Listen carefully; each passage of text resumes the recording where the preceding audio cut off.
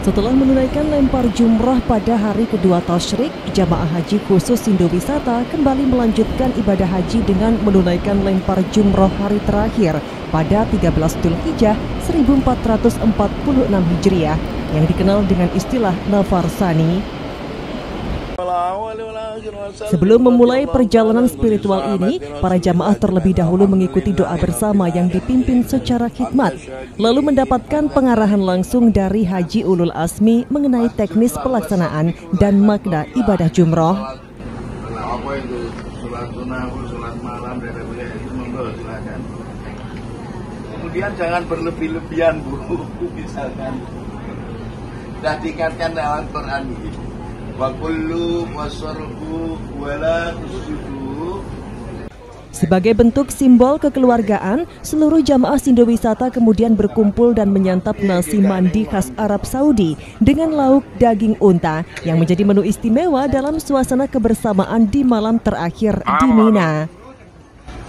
Ikan apa Pak? Yani mandi. Ikan mandi.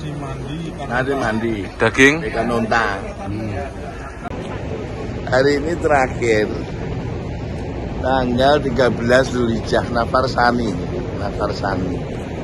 Jadi namanya Nafar Tsani ya. Dia terakhir ini 11, 12, 13 itu tasyrik. Hari tasyrik itu hari tanggal 13. Kalau kita lihat nanti sepi. Semua hampir 90% ya, lebih bahkan. Itu reguler, haji reguler. Itu habis sudah dari Mekah semua ini.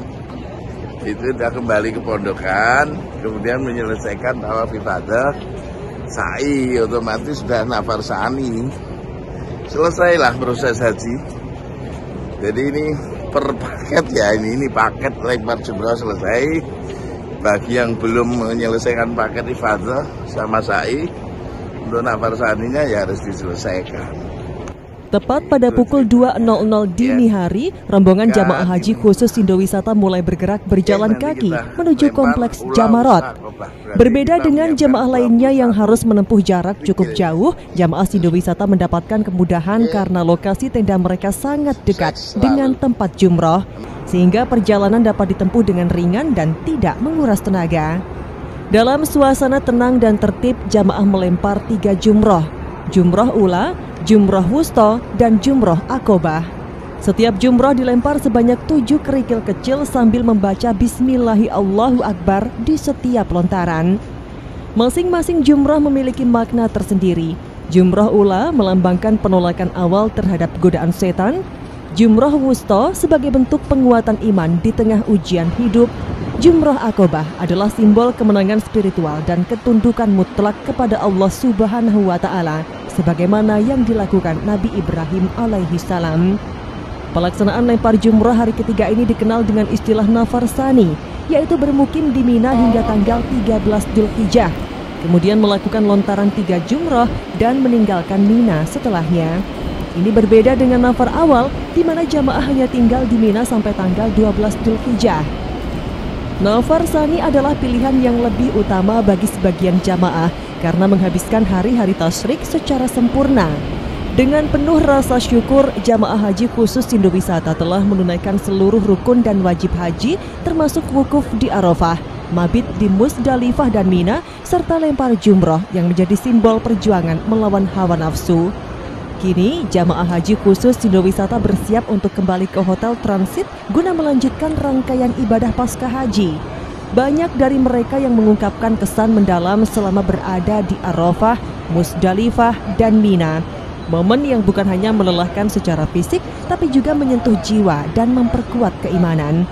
Doa-doa yang dipanjatkan di padang Arafah, tenda-tenda Mina yang penuh ukhuwah, dan setiap lontaran jumroh menjadi saksi bisu pengabdian tulus para tamu Allah. Alhamdulillah sudah terakhir hari ini menyelesaikan paket di Mina untuk mabit ya, paket dimulai Arafah, Musdalifah, dan Mina ya, mulai dari wukuf, kemudian mabit, mengambil batu, kemudian lempar jamarot, nahar, hari nahar, Kemudian hari Tasyrik tanggal 11, 12, 13 selesai sudah. Amin. Terima kasih Allah. Terima kasih.